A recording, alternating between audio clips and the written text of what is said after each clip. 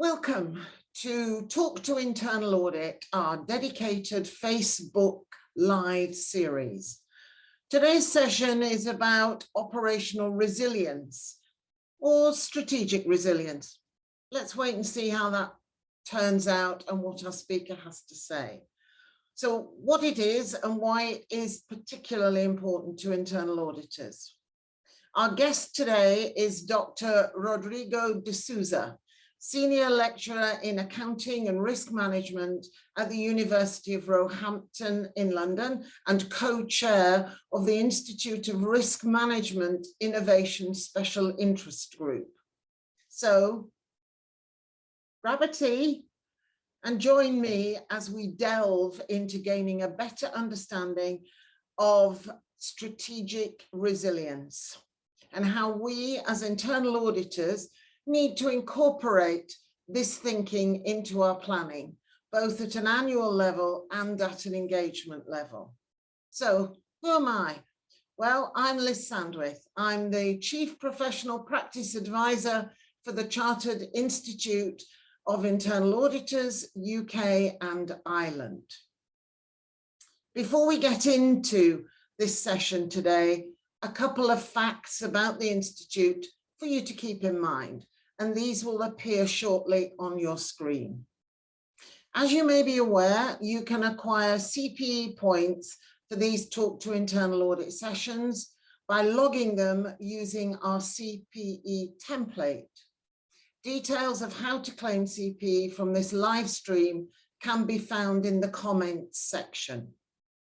So today's topic, operational and/or strategic resilience risk, and what it means to internal auditors.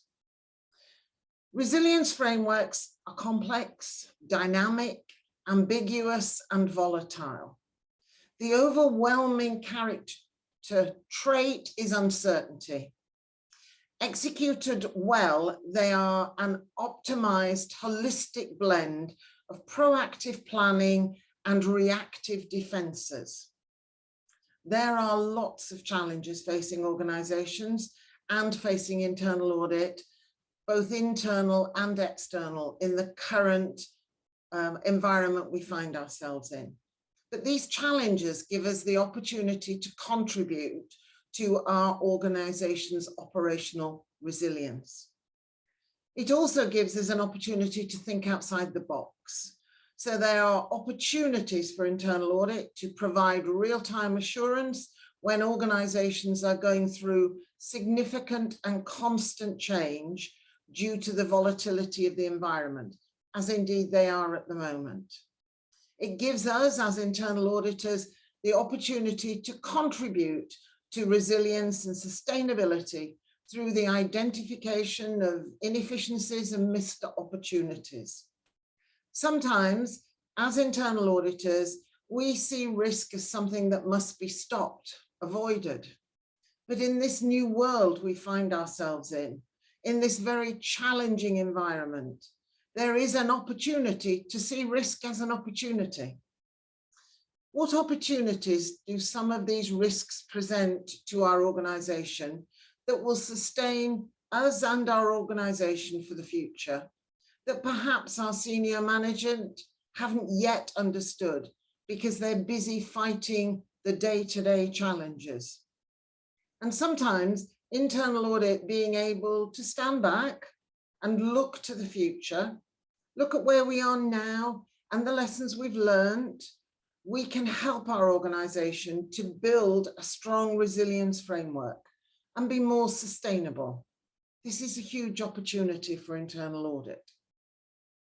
It's also interesting that the response to the consultation comments from the BEIS white paper, government white paper, has indicated that organizations' viability statement is going to be replaced by a resilience statement.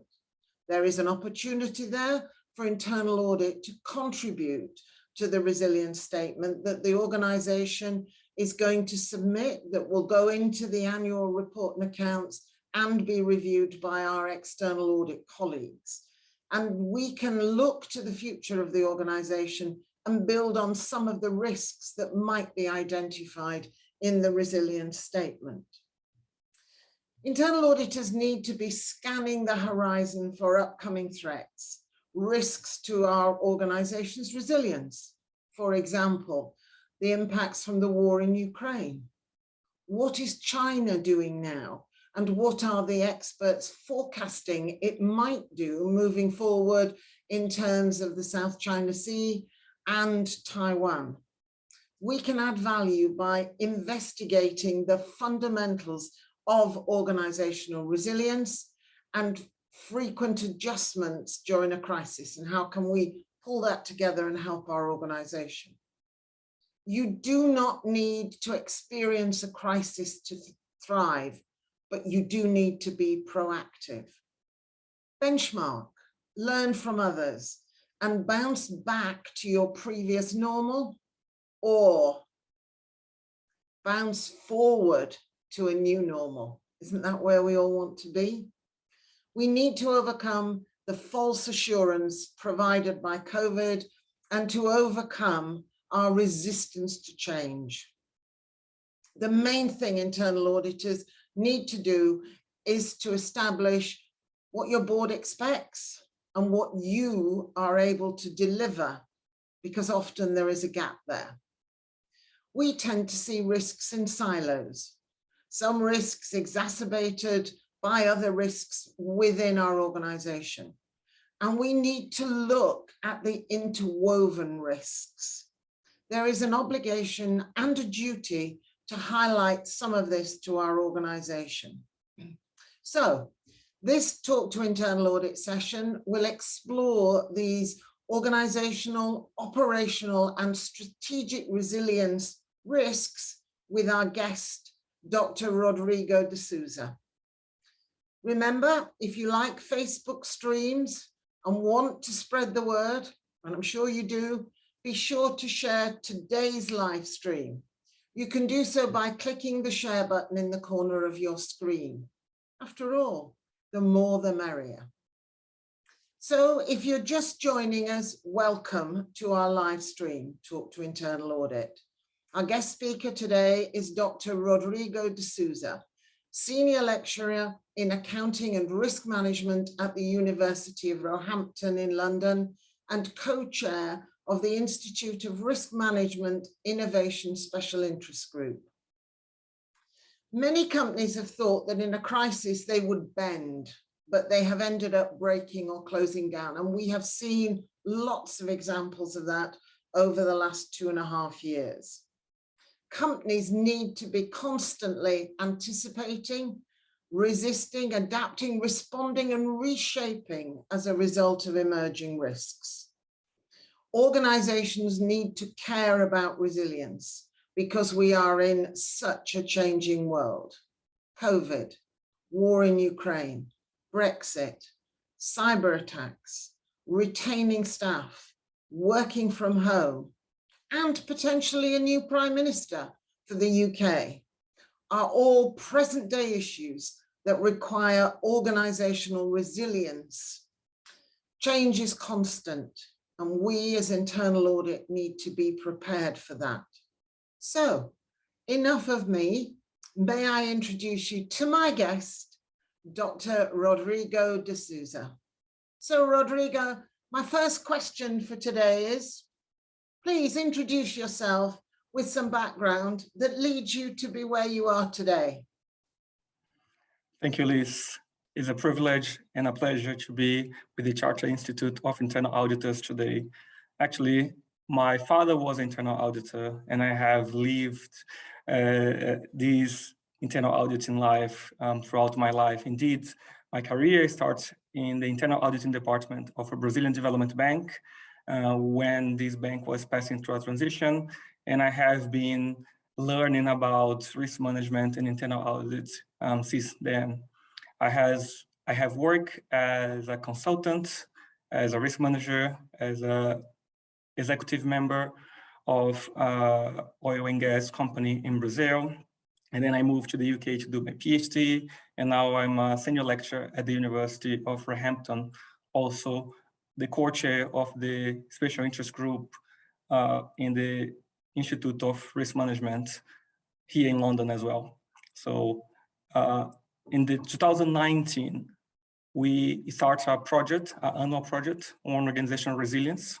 And since then, I have been investigating how UK companies are dealing with this idea of organizational resilience and to what extent they are more concerned to operational or strategic resilience as they navigate and dive into crisis, really. So that's basically where I come from. Thank you, Rodrigo. So may we start perhaps by some headlines and then we'll dive into those a little more shortly. So I have 4 headlines for you. What is resilience? Why should we as internal auditors care about it? What should we do about resilience? And how can we add value as internal audit? Excellent. So let's start with what is resilience? Actually, that's a very difficult question to answer because resilience is a complex and dynamic concept and it's multidisciplinary. So you see resilience in physics, in economics, in psychology, in engineering, and ecology as well. So it's a multidisciplinary concept, and in that we need to consider resilience as a holistic view of future challenges that companies might face and how companies might be able to navigate or go through crises as they anticipate possible disruptions, as they prepare for disruptions that are to come, and they respond, recover, and learn with each disruption or crisis that they face along the way. So resilience is basically this construct that we use nowadays to cover this aspect of business management. Why should we care about it? Basically, I think it's almost impossible to avoid to think about resilience nowadays. We live in a VUCA environment marked by high volatility, uncertainty, complexity, and ambiguity. If you are in the financial service, you certainly have heard and read, hopefully, the Bank of England, FCA and PRA discussion paper and now guide in regard to operational resilience. If you are in the public service or utility companies, you might have been dealing with resilience for a while. The Business Continuity Institute, the BSI, and ISO have actually published guidelines in that matter, consultancy firms. So resilience is basically everywhere. It's part of the strategy of companies nowadays. It's part of how they adapt and how they create competitive advantage. So I think that it's almost impossible to not care about resilience. And what should they do in that regard? That is an excellent question. I tend to tell my students that we need to think with our whole brain.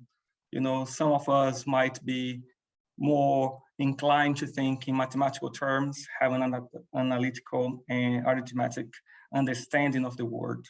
Some of us might think about the world in more creative ways, based on art and social interactions. But actually, to deal with resilience, we need to rely on the data, what the data provides us, and we also need to envision what we might not be able to measure. So we need to think out of the box. Sometimes we need to challenge the status quo, and we also need to scrutinize, take for granted assumptions. So yeah, I think that this idea of thinking with the whole brain might be part of our role as internal auditors as we move along and we try to make more resilient companies. How can we add value then as internal auditors? To be honest, I think that internal auditors might be the most important element in this process of building resilience and building more resilient companies or enhance resilience.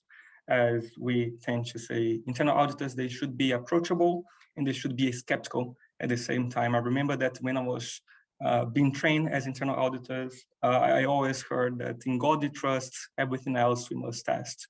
Yeah, and I think that this ability to scrutinize, taking for granted assumptions, scrutinize models, and really be approachable, but skeptical is something that we can add value as internal auditors. We can be the eyes and hands of the senior management team in different parts of the business. And as we try to deal with resilience, we'll be scrutinizing business model scenarios and creating radars that will enable us to prepare, anticipate possible disruptions and try to see how we'll deal with them. So I think that there is a role for internal auditors and, to be honest, to many other functions as we try to build more resilient companies. Thank you very much.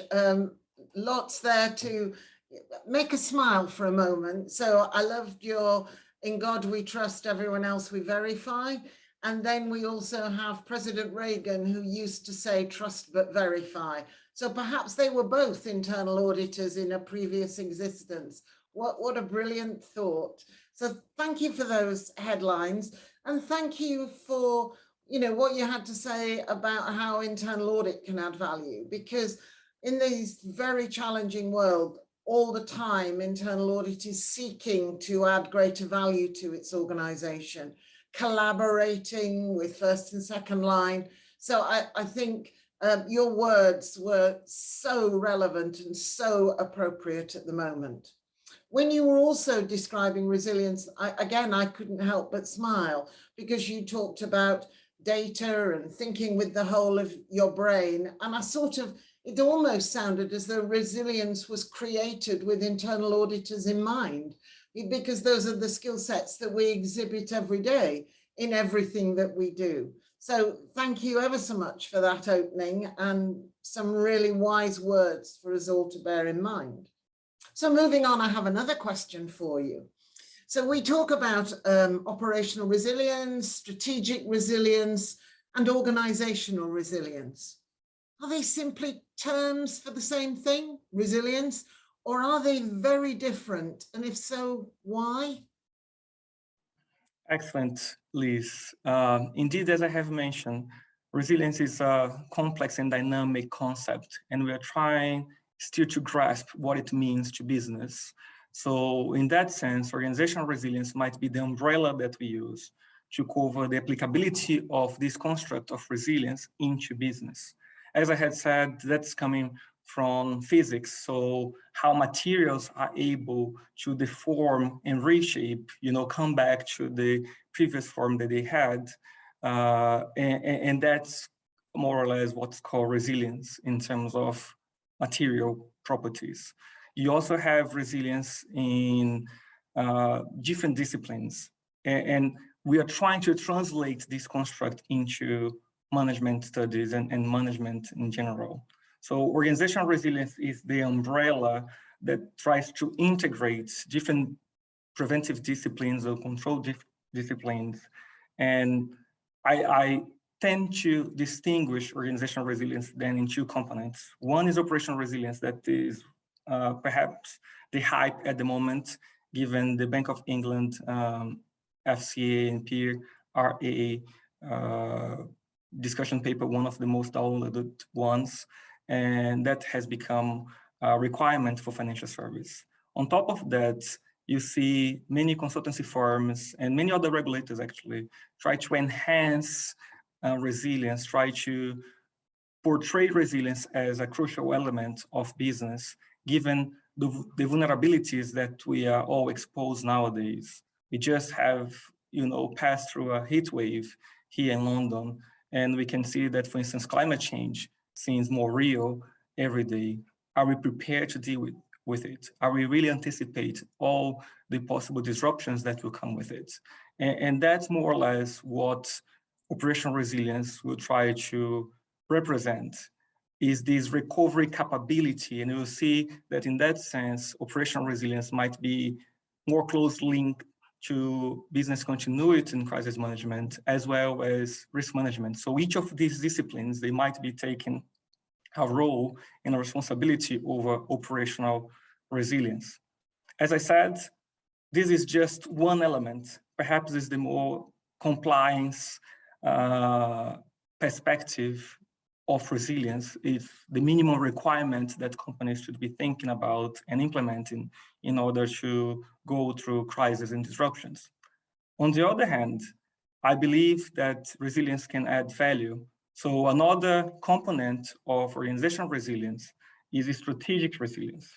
And in that aspect, I think that there is still a work in progress in most companies. Actually, that might be a work in progress for the time being, because we are never fully resilient, and we must know about it, that there will be always some kind of vulnerability, and resilience is also temporal. You might be resilient today and you're not resilient tomorrow. So strategic resilience requires this constant awareness of what is moving around us, and this complex thinking or system thinking that will understand how different components of the system will be affecting each other. In that sense, I think that what I have mentioned in regard to think with your whole brain is important. We will not be able to see resilience if we're just waiting for the data to come, because the data will come after the event.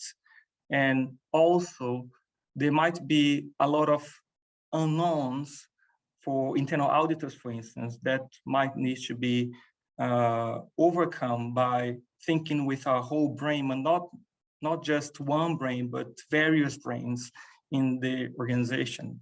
And I think that if you bring these different functions together, you'll be able to enhance strategic resilience. Strategic resilience is supposed to add value, is supposed to create a culture around resilience, be resilient, trying to improve and learn with our mistakes, as well as a free flow of information between functions and hierarchies. That's almost ideal understanding of resilience, but can be achieved if you bring people together, if you are able to transmit the idea that resilience is not about risk management, business continuity, or internal auditing. It's actually about all of us working for the same purpose.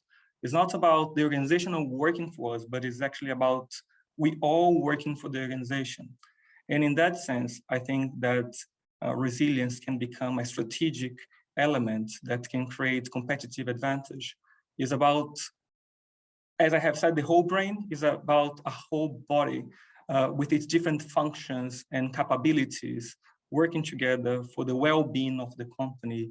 And to be honest, I think that we cannot think about the well-being of the company by itself. We need to think about the well-being of society, because we're operating in a broader system that goes beyond ourselves, that goes beyond our company, and needs to look to the world as a whole. Thank you for that, Rodrigo. So if I understand you correctly, and I'm going to be a bit of a lay person for a moment, resilience sounds as though it is entirely overarching, encompassing the whole of the organization and everyone who works for the organization. And it's about us working collaboratively to ensure that whatever challenges come down the track, happen now, we are prepared for in terms of how we might deal with those. So it's not about sitting here in the here and now and thinking, yay, we've dealt with COVID, nothing can faze us, but looking forward, anticipating what's coming, thinking about what that means. So whether it's pay rises beyond the 3% in our budget, whether it's the changes that a new prime minister might bring, whatever that is, it's something that we collaboratively and collectively have to reflect on in the organization. Would that be a reasonable?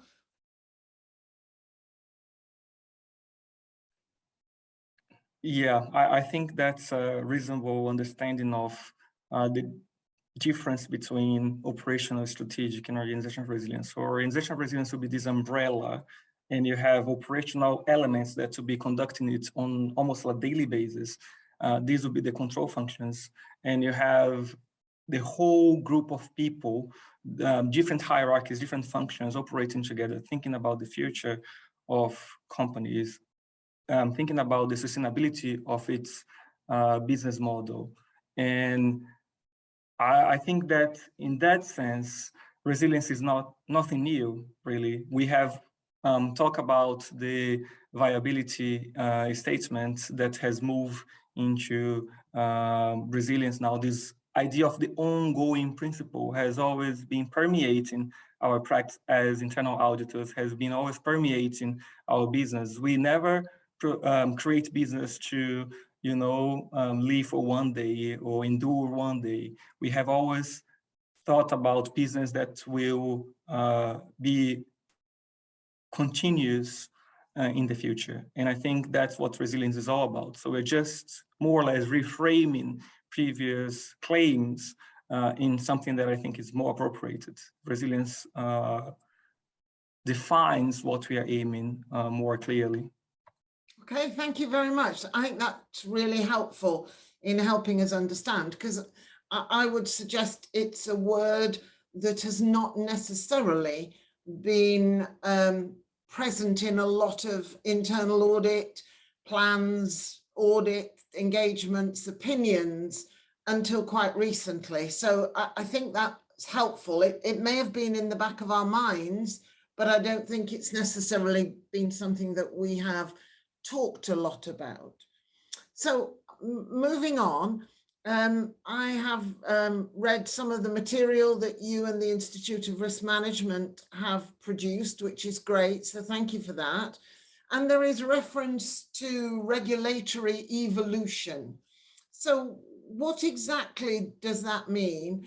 And is the regulatory environment in relation to resilience changing, due perhaps to the challenging external environment we find ourselves in today? Yeah, sure. I think that regulatory requirements, they usually come after we notice that something needs to change. And we must be aware that regulators have been aware of changing, and that changes were something inevitable.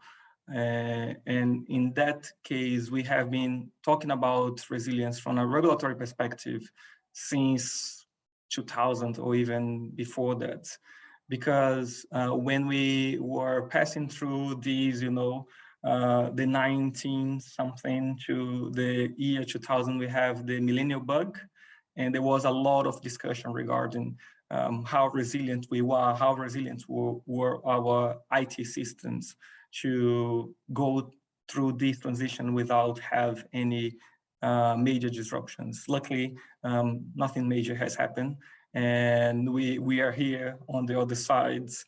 But since then, for instance, after the subprime crisis, we also have a huge interest on how we can make our system more resilient. And that's the understanding of resilience that comes from how each of us is contributing, or actually impacting, affecting, disrupting the system as a whole. And regulators have been quite keen in enhance the resilience of our system. That has come from ISO requirements, from the Bank of England, from specific public institutions and utility service that were talking about resilience for a while. So resilience is nothing new. I think it's important that we all understand that. It has been embedded in discussions in accounting, has been embedded in discussions in regulation. It's just gaining more momentum now. I think that will continue in the future, given the challenge and the global disruptions that we saw are possible after COVID. I think that there was always this kind of skepticism in regard to, oh no, we'll not change. We're not changing now. Or the change will happen in 2050. We have time to deal with it.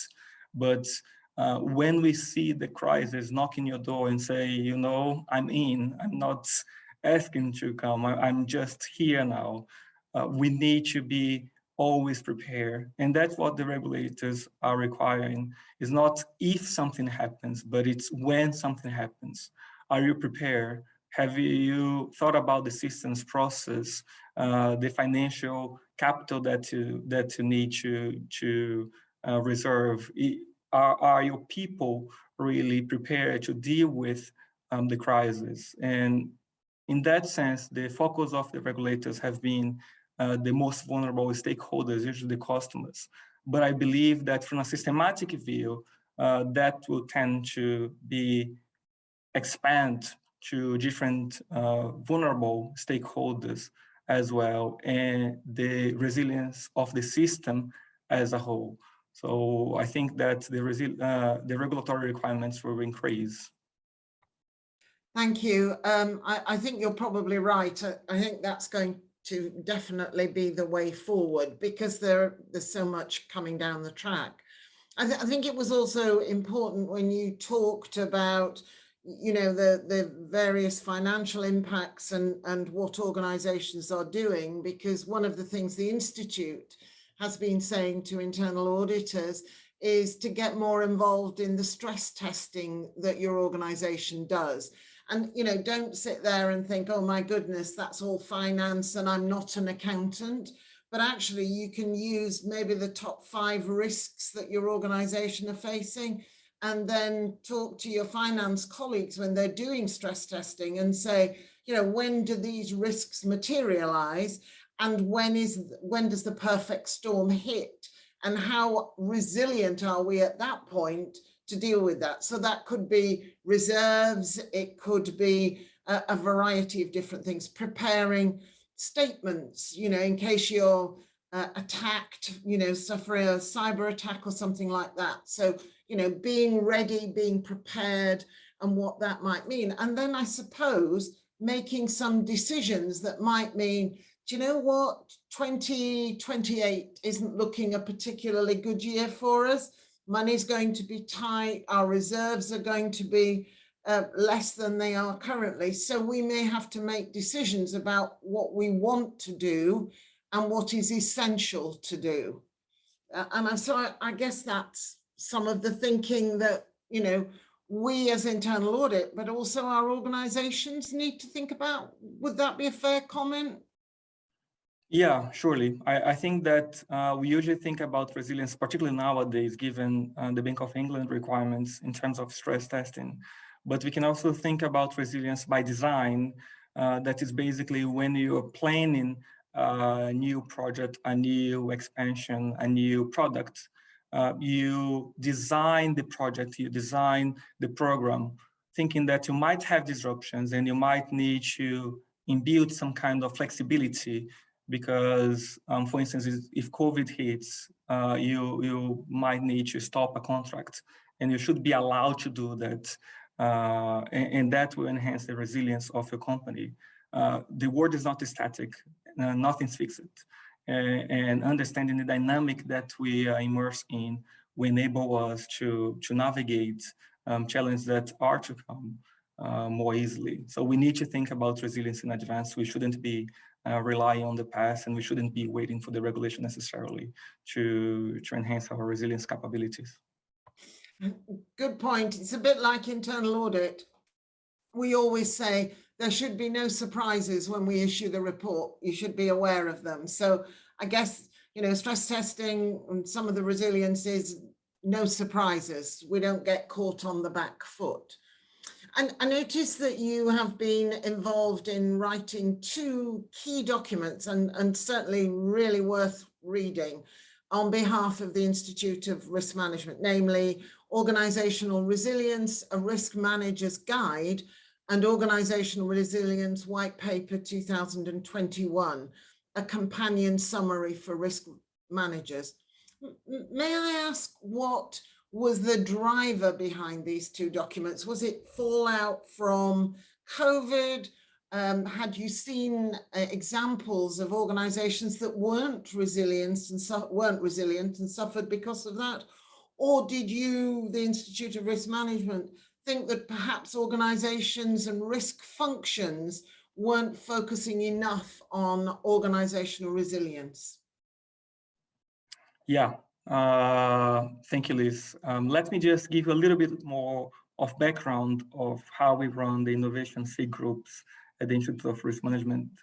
Every year, we select one project that is voted at the end of the year by our members. And that's basically how we conduct the whole following year trying to understand and shed light and bring knowledge and expertise to our members as part of our work in the Innovation SIG.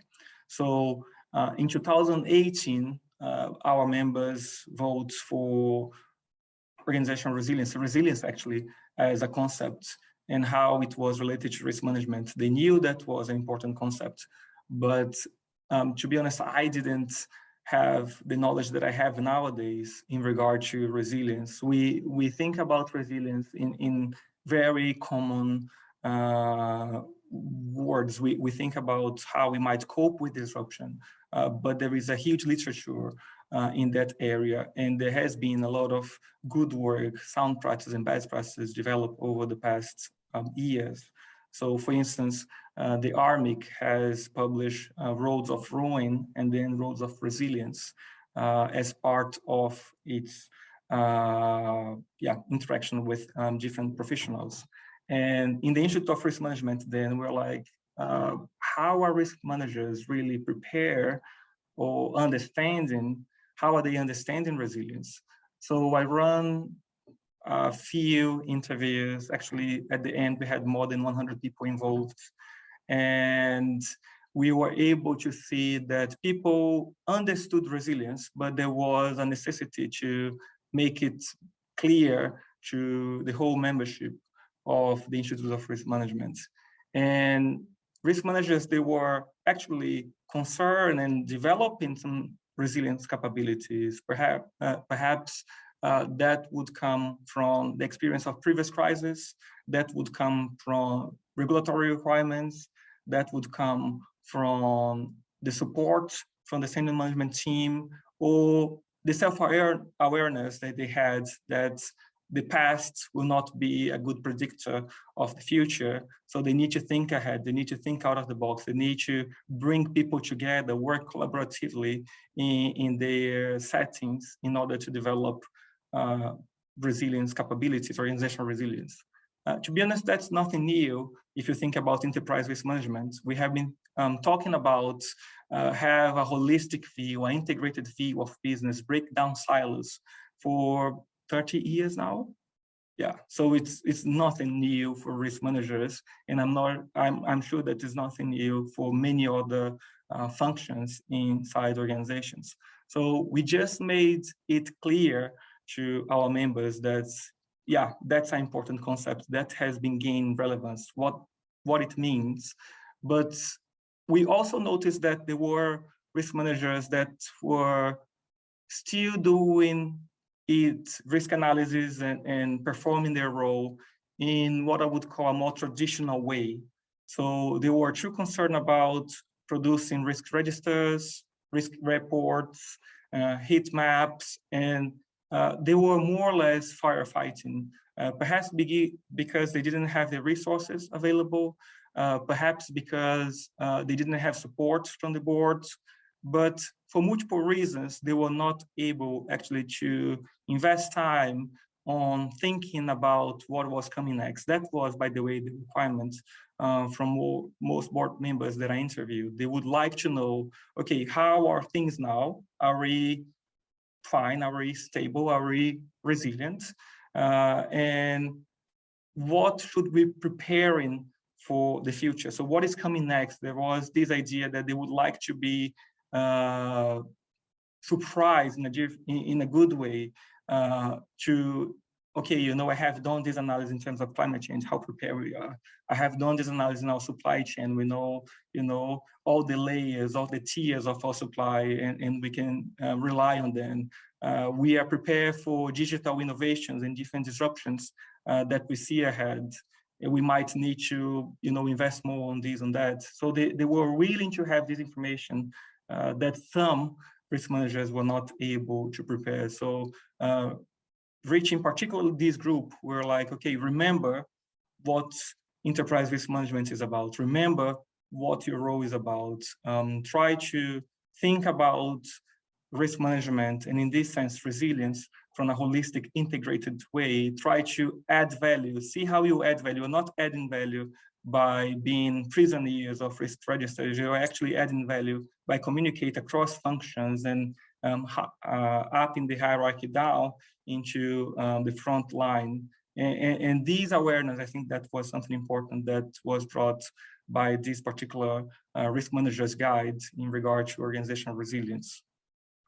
Thank you. That's a good way of looking at it. I like the concept of looking at it holistically, because that's what internal auditors do all the time. And one of the strengths that we talk about is that, you know, we have a holistic view of the organization, but sometimes, you know, that feels a bit like words on a page rather than something that is easily demonstrated. So I guess these two pieces of guidance are really helpful in helping people be able to demonstrate that they are looking holistically at the resilience across the organization. So I know we've talked about it slightly already, but I want to just talk a little bit more. You talked about operational resilience, including business continuity planning, crisis management. I'm assuming in among all of that, it also includes internal controls, corporate governance, and you've just talked about the importance of risk and risk management with relation to risk, to resilience. So seems very much like a world where internal audit can really contribute to the future sustainability, existence, even survival maybe, of the organization. So how might that role for internal audit be demonstrated? So what should internal audit be thinking about perhaps to be able to demonstrate they're contributing to the resilience of the organization? Sure. I think that one of the main attributes that internal auditors will have in this space is, as I said, the ability to be approachable and at the same time be skeptical. And in that sense, we don't need to wait crisis to happen. We don't need to experience crisis in order to thrive. And what internal auditors should be able to do is that they might be able to look around and benchmark within the sector, or actually in different sectors with the best in the sector, and learn from others. I think that one of the challenges that we have, if you think about operational resilience and how each discipline, each function might be developing very similar resilient capabilities, but without communicating to each other, is that when we think about internal auditors, they will be overseeing this whole process, and they'll be able to say, okay, you know, in this case, we are talking about the same thing, and we're able to contribute, we're able to join the dots that might be harder, for instance, for a risk manager or business continuity person to do. Indeed, it's not that hard. It's just that sometimes in our daily routine, we don't communicate, and internal auditors, they will be able to bring different hierarchical levels, different functions together, and learn, enhanced learning, because resilience is nothing more than a continuous learning process. We learn from our mistakes, we learn from the mistakes of others, and we are able to anticipate, you know, from something else that we see moving in our radar, what might be coming towards our company, towards each function of the business. That's usually require prioritization. So you need to think about what you prioritize. You cannot fix everything at once. You might want to improve incrementally. And that's usually what you do before the crisis happens. During the crisis, you might be focusing more on what's needed. So you know the key functions, the key people that you might be interacting with. But every crisis will give you a lesson. Every disruption, every mistake will give you a lesson. And it's this ability to come back and say, okay, we might have failure here, but I don't want it to happen in the future. What do I need to do? Implement these changes is that will be enhancing resilience capabilities. So is a process of refinement. And I think that auditors are the perfect filter to this process. They are able to refine solutions. Organizations have been doing a lot. If you think about the different functions, they have been all operating to the good or for the better of companies. But sometimes we do it in a separate way. We are not converging in our understanding, and internal auditing can bring value by integrating these different views and as I said, enabling us to think with our whole brain, with our whole body, as a team, as a family of families, as I have said before in another presentation. Organizations are families of families. They are composed by people, and you might come to your job every day, not just thinking about you, but thinking about, the family that you're part of, the community that you're part of, and be able to bring back this sense of community, of family of families. I think that's what internal auditors are able to do, and that's perhaps the best way to add value. We are trying to achieve the same goal. It's just that sometimes we might be trying to do it in different ways or tackling different priorities according to our functions. I think that's a really interesting. I love the family of families. I think that's a lovely phrase in terms of helping our listeners sort of pull all the bits of this together. It just occurred to me though, when you were talking then, we already have in most organizations, we probably have a risk management function. We probably have now, because of the increased risk of cyber, you might have a working group looking at cyber security, what your organization is doing in that space. Should we have a resilience group perhaps?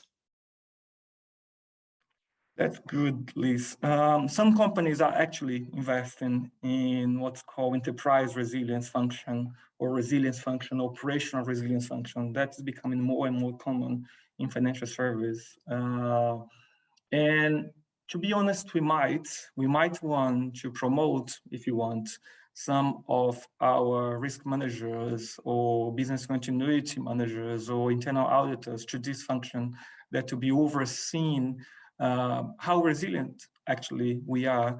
Because remember that I have mentioned the board, that the board might be expecting the business to be resilient. They rely on this kind of resilience. They almost assume that the business will continue, that the business is resilient. Sometimes we don't really scrutinize this assumption. We don't check. And what many companies have seen during COVID is that perhaps this assumption might not be as accurate as you want. It's an ideal view that companies will endure forever. But if you look to the history of companies and business, they might not last for as long as we imagine. And in that sense, internal auditors or these resilient function will be always inspecting, creating scenarios, analyzing the radar, what is changing, and how this might be impacting our business model. Is there something that we might be able to do before this crisis hit us? Is there something that we might be aware? And yes, we might want to have a special function devoted to it. It's not that something new, that's not that something that hasn't been done before, but it might bring more awareness. I think that one of the challenges that we have, and that's something that interests me when we talk about resilience, is that when we talk about risk, we assume almost intuitively that this is about bad outcomes. Although throughout the history of risk management development, we have seen that risk is about changes that matter. In that sense, it can be something good or bad. But we tend to talk about risk, for instance, in terms of threats.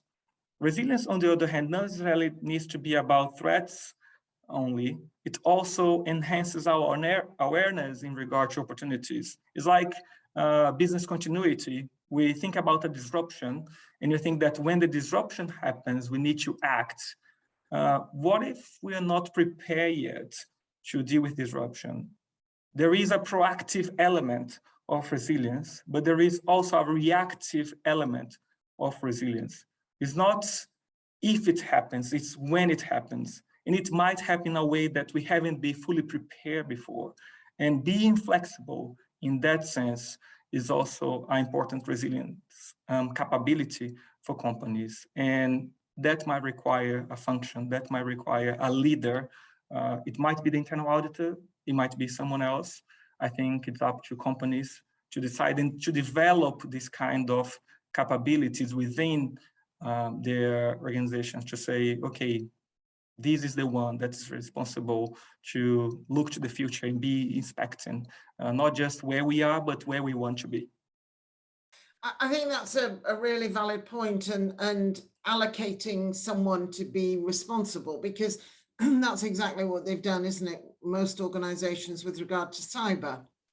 You know, they haven't said, as everybody initially thought, oh, that's an IT issue, we need to give it to IT.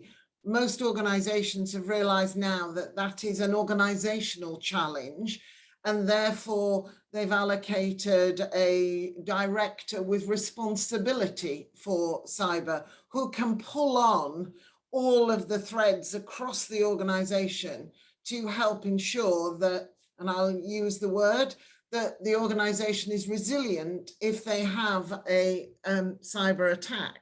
So maybe, you know, having some function or a working group or something, and it doesn't have to be there permanently, perhaps. Maybe it's something that is put in place whilst the organization really understands its resilience to a variety of different scenarios. And then, you know, it's able to move forward. Does that make sense?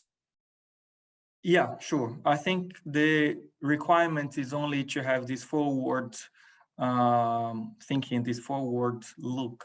This looking forward perspective is what is needed in companies. Sometimes we are spending too much time firefighting, thinking about our daily challenges. And to be honest, perhaps a committee will work better, composed by multiple functions, multiple disciplines that is able then to perform these different functions, different parts of the brain, explore this part of the brains that I have mentioned. That might be the way that we move forward. It's just important that we do something, that we don't wait the disruption to happen in order to act. Good point. Good point. Always better to be forward-footed than back-footed. So everything that you've been talking about, and you have mentioned it, you've talked about organizations that perhaps weren't as prepared as they might be and are no longer with us, and the fact that you might be resilient today, but perhaps not tomorrow. So I'm assuming then that a bit like the Institute has been talking, and not just the Institute, others, there is a need for boards and audit committees to just make sure this is on their agenda. And we've been talking about this from a fraud perspective, you know, making sure fraud is on our board and audit committees' agendas. So maybe resilience needs to be on the agenda. And if it's not, is there an opportunity perhaps for internal audit to be saying to the audit committee, do you know what, we're not talking enough about resilience. This is something, you know, that we as internal audit are going to include in our plan. Maybe we will do some an advisory piece of work rather than an assurance piece of work, perhaps. What are your thoughts? I think that you are right, Liz. That needs to be part of our board discussion. That can be part of a specific committee discussion. We tend to try to provide assurance to boards that things are going well, that everything is under control. But we know that on a daily basis, everything is changing. We don't have control over everything. Our analyses are based on samples, and in that sense, what internal auditors can do, or what the resilience function or leader or committee can do, is actually not to just think about one component of a disruption. For instance, you have mentioned fraud. We nowadays know that fraud is not just committed by one specific individual, is not one mistake, is not one gap. And I think that's important when we talk, for instance, about cybersecurity. We cannot just delegate it to the IT department. This needs to be the responsibility of all, because what we tend to talk in constraints theory is that the chain is as strong as its weakest link. And if you have a weak link in this chain, it will break. At some point, you will see that you are vulnerable at that point. Some vulnerabilities that we are exposed to, that we might end up facing, they might not have cascade effects. They might be overcome by the different layers of security, levels of security that we have in place. But have we really inspected different corners? Have we really tried to see how fraud might be related to climate change? It might be related to COVID. It might be related to digital innovation. I think that sometimes we think about solutions and problems in a siloed way, and that might be delegated to one specific function. But when we talk about resilience, we see that everything is connected. This interconnectedness between disruptions and opportunities is something that we should be aware of. Thank you. And, I'm just conscious of time, and we're rapidly running out of time. So just sort of finally, you've talked about interconnectedness, and, I'm thinking about the challenging environment at the moment that we find ourselves in: the war in Ukraine, cybersecurity attacks, climate change, cost of living, inflation. Are there any final resilience thoughts you might like to share with us, Rodrigo? Sure. Resilience is not a science necessarily. And when we're dealing with these different disruptions, we cannot think about them as something that we will start to record and we'll have enough data. And then when we have enough data, we will analyze. When we're thinking about the future is open, it's full of alternatives. When you look to the past, it's easy to explain the path that we have taken, but it's extremely difficult to think about all the multiple paths that could have been taken and where they would lead us. So when we are in the present, we should look ahead and see that trends from the past, they will not be, continuing the same direction that they have been over the past 5, 10, according to your time window. They might change abruptly, they might change significantly, as we have experienced with COVID. I think that we would never imagine that we'll be here today producing this podcast, this YouTube video based on different sites, but that became almost natural after COVID. Remote working has become natural, and disruptions might have these effects. They might have the potential to change the future in a ways that is not unpredictable, it's not unthinkable. It might be unpalatable to many, but we should be aware that these might happen. And if it happens, what are we planning to do? Are we planning to wait it to happen, to take action, or are we planning to move ahead of others? And how prepared are we to move ahead of others if that's where we want to be? That's a great final thought. So basically, if I'm an ostrich, resilience won't work for me because I've permanently got my head in the sand. So I think that's really, really helpful. So thank you for that. So in conclusion, as businesses battle against soaring energy prices, rising inflation, supply chain issues, disrupted workplace, and so on, internal audit should look at organizational resilience, uncertainty, perhaps more closely than they are currently doing. Perhaps it's an area that internal audit functions should add to their internal audit plan or integrate into all of their audit engagements as appropriate. So if you are just joining us, welcome to our live stream, Talk to Internal Audit. Our guest speaker today was Dr. Rodrigo Souza, Senior Lecturer in Accounting and Risk Management at the University of Roehampton in London and co-chair of the Institute of Risk Management's Innovation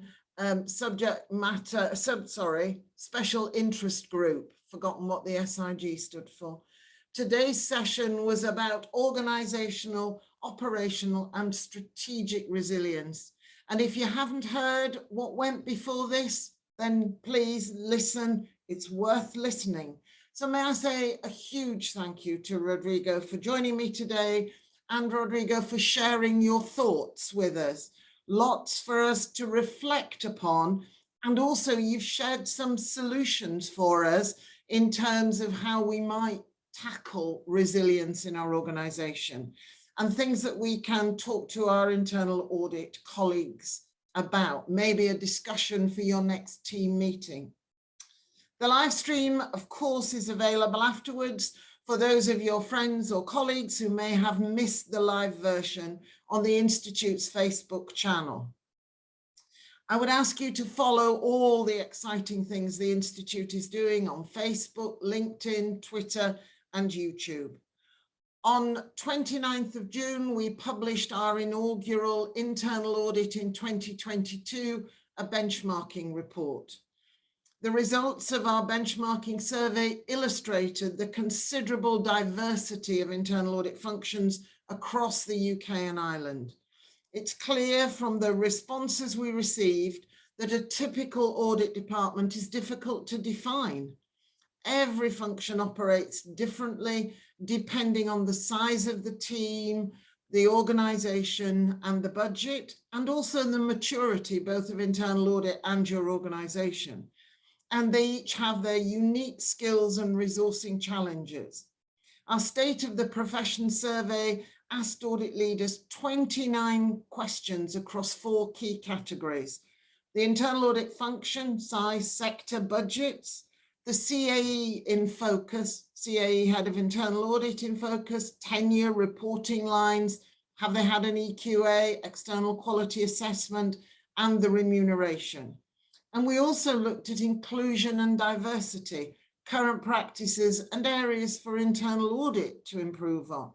And we thought about skills and resourcing headcounts, skill gaps and co-sourcing. And perhaps resilience is a skill gap that we as internal audit need to upskill to better understand and support our organisations. Whilst this was our first report, we do not intend it to be the last. We're keen to continue tracking benchmarking data, allowing us to monitor important internal audit trends over time.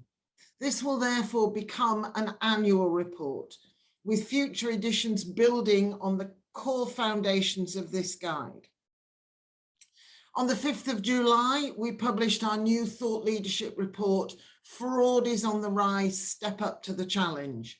Organisations are currently grappling with a myriad of business critical risks, such as I've mentioned previously, supply chain disruption, staff retention, and cyber threats, to name a few. This means that temptations and opportunities for fraud have increased, and fraudsters will take advantage of the situation, using ever more sophisticated tools to commit their crimes. So now, more than ever, organisations and internal audit functions must be on the front foot to tackle fraud risk. In case you've not already checked it out, the Institute has a community hub for all of you to get involved in, a new gateway to all our community-focused activities and endeavours, including our virtual forums, regional network and volunteering opportunities. You'll find a list of all our special interest groups. So if there's any that pique your interest, reach out. Our community hub is open to all members and non-members. So watch this space as it continues to take shape in the coming months. As we move forward, please don't forget to look out for Talk to Internal Audit. Our live streams to date can be found on our YouTube channel. So if you haven't yet watched any, be sure to subscribe.